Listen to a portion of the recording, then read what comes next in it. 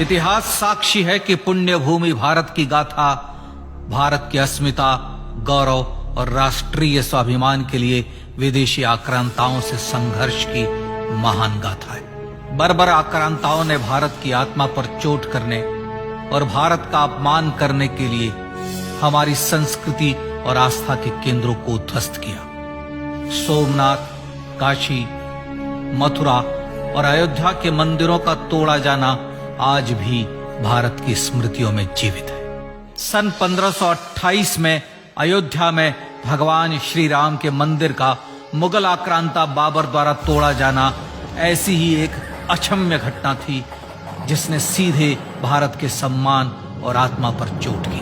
कारण साफ था, अयोध्या के श्री राम के मंदिर पर आक्रमण भारत की आत्मा पर आक्रमण था। जहां हर भारतीय के रोम रोम में राम बसते हैं, वह भारत यह अपमान कैसे सहता। राम मंदिर पर आक्रमण भारत को आहत कर गया था। विदेशी हमलावर अपनी बर्बरता दिखाते गए और भारत अपने आत्मगौरव को फिर से पाने के लिए संघर्ष करता रहा।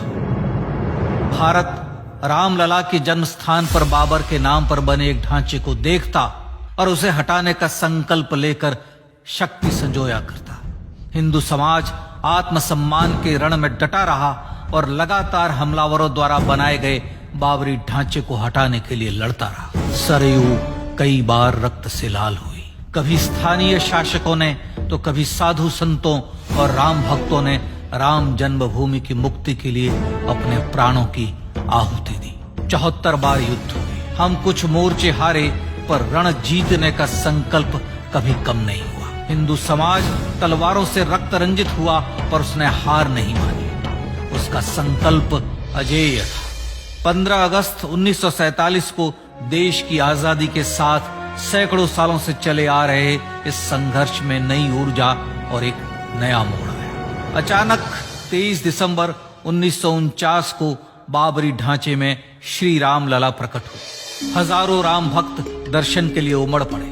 तत्कालीन प्रधानमंत्री पंडित जवाहरलाल नेहरू ने उत्तर प्रदेश सरकार को श्री राम लला को विवादित ढांचे से हटाने का आदेश दिया। उत्तर प्रदेश सरकार ने अयोध्या के कलेक्टर को यह काम दिया और यह निर्देश भी कि जरूरत पड़ने पर वे बल का प्रयोग भी करें। अयोध्या के कलेक्टर ने सरकार को उत्तर दिया कि यह नरसंहार के बिना संभव नहीं है, और फिर भी वह ऐसा चाहती है तो किसी दूसरे कलेक्टर से यह काम करवा ले। परिणाम स्वरूप रामलला की मूर्ति वहीं विराजमान रही। विवादित ढांचे को बंद कर दिया गया। केवल पुजारी को सेवा अर्चना के लिए भीतर जाने की अनुमति थी। फिर भी राम भक्त विवादित ढांचे के बाहर से प्रभु श्री राम की आराधना करते रहे। भारत के हिंदू समाज के लिए चुनौतियां और बढ़ गई। मामला अदालत में गया। विपक्षी दलों द्वारा अदालत में भगवान श्री राम के अस्तित्व पर सवाल उठाए गए। उनके अयोध्या में ही जन्म लेने का प्रमाण मांगा गया। भारत का जनमानस अब आहत हो उठा था। आजाद भारत में भी हिंदू समाज को अपनी आस्था और श्रद्धा के लिए संघर्ष करना पड़ रहा था। चुनौतियों के इस समय में सन 1984 में विज्ञान भवन दिल्ली में विश्व हिंदू परिषद ने धर्म संसद का आयोजन किया। इस संसद में देश भर के संतों ने राम जन्मभूमि की मुक्ति के लिए आह्वान किया और राम जन्मभूमि मुक्ति यज्ञ समिति का गठन किया।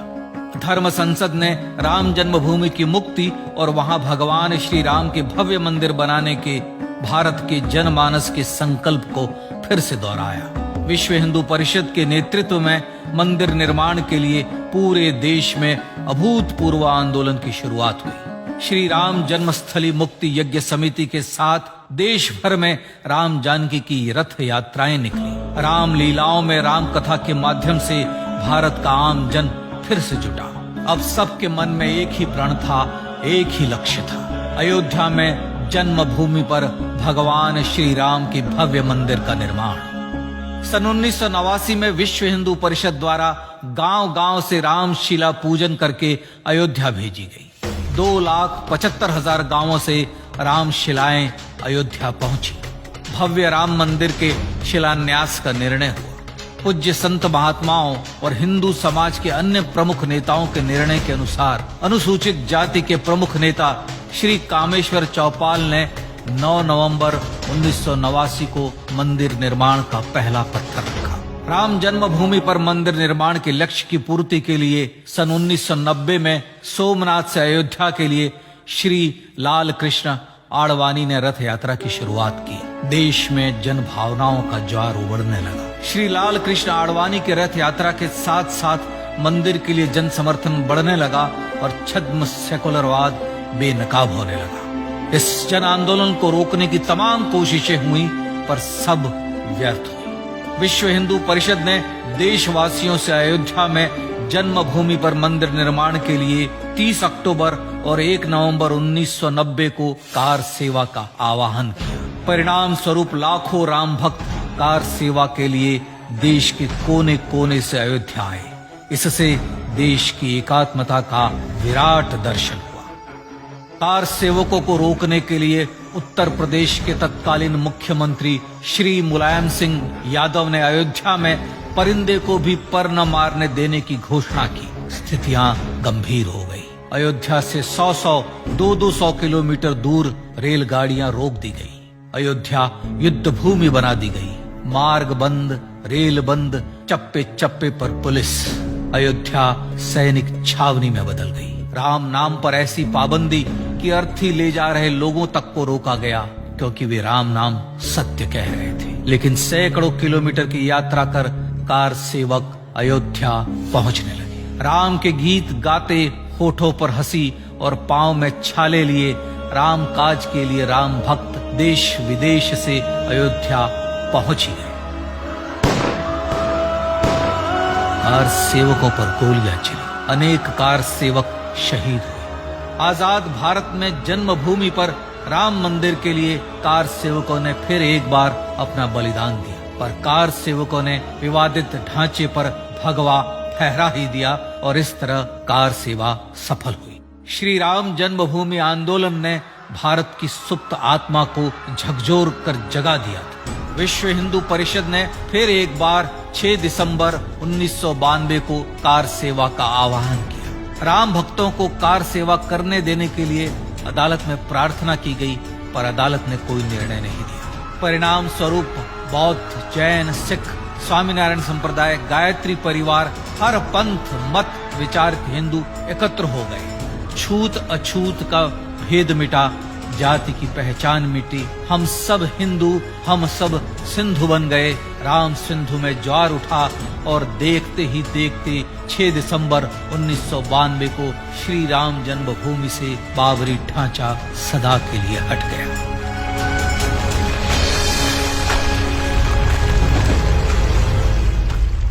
यह क्षण शौर्य, न्याय और सत्यमेव जयते का क्षण था।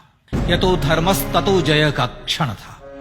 पर संघर्ष की गाथा यहां जाकर भी नहीं रुकी। छद्म सेकुलरवादियों द्वारा भारत और भगवान श्री राम के इतिहास को झुठलाने के लिए अदालतों में चुनौतियों का सिलसिला चलता रहा, जो 1950 से चल रहा था। हिंदू सिखों के बीच से गुजरते हुए भगवान श्री राम का दर्शन करने के लिए विवश थे। यह स्थिति थी आजाद भारत में श्री राम और राम भक्तों की। पर सत्य को तो जीतना ही था। आखिरकार देश के सर्वोच्च न्यायालय के 5 जजों की खंडपीठ ने 9 नवंबर 2019 को ऐतिहासिक निर्णय दिया और यह कहा कि अयोध्या जन्मभूमि परिसर की पूरी 67 एकड़ भूमि रामलला की। और न्यायालय ने भारत सरकार को जन्मभूमि पर मंदिर बनाने के लिए एक ट्रस्ट बनाने का आदेश दिया। सर्वोच्च न्यायालय के आदेश के अनुसार भारत सरकार ने 5 फरवरी 2020 को श्री राम जन्मभूमि तीर्थ क्षेत्र नाम के ट्रस्ट का गठन किया और राम जन्मभूमि न्यास की भूमि जो सरकार द्वारा अधिग्रहित की गई थी, उसे ही नवनिर्मित न्यास को वापस दे दिया गया। 5 अगस्त 2020 को भारत के प्रधानमंत्री श्री नरेंद्र मोदी ने श्री राम जन्मभूमि तीर्थ क्षेत्र के अध्यक्ष पूज्य महंत नृत्य गोपाल दास, राष्ट्रीय स्वयंसेवक संघ के पूज्य सरसंघ चालक डॉक्टर मोहन भागवत एवं उत्तर प्रदेश के मुख्यमंत्री श्री योगी आदित्यनाथ की उपस्थिति में श्री राम जन्मभूमि पर भगवान श्री राम के भव्य मंदिर के लिए भूमि पूजन कर निर्माण कार्य का शुभारंभ किया। इस तरह लगभग 500 वर्षों से राम जन्मभूमि की मुक्ति के संघर्ष का पटाक्षेप हुआ। अपने आत्मसम्मान और राष्ट्रीय अस्मिता के लिए इतना लंबा संघर्ष विश्व के इतिहास में बेजोड़ है। श्री राम भारत की आत्मा, भारत की परिभाषा, हमारे राष्ट्रीय आदर्शों और जीवन मूल्यों के प्रतिनिधि मर्यादा पुरुषोत्तम हैं, जो हर हिंदू के होठों पर जन्म से मृत्यु तक रहे। बस यही हर हृदय में प्रार्थना होती है।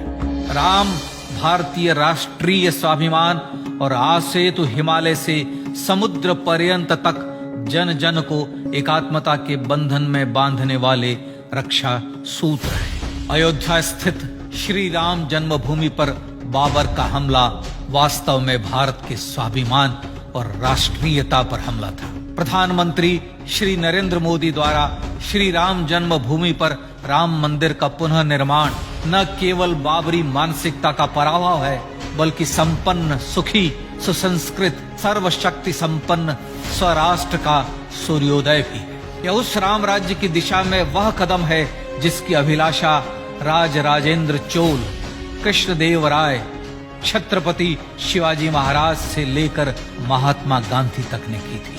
अयोध्या में जन्मभूमि पर भगवान श्री राम का मंदिर न सिर्फ राष्ट्रीय गौरव होगा, बल्कि वह श्री राम के आदर्शों का राष्ट्र मंदिर होगा। अब वह महान संकल्प पूरा होने जा रहा है। आइए इस राम यज्ञ, राष्ट्र यज्ञ में जिन ज्ञात और अज्ञात भारतीयों ने अपनी आत्माहुति दी है, उनका पुण्य स्मरण कर उन्हें श्रद्धांजलि दी।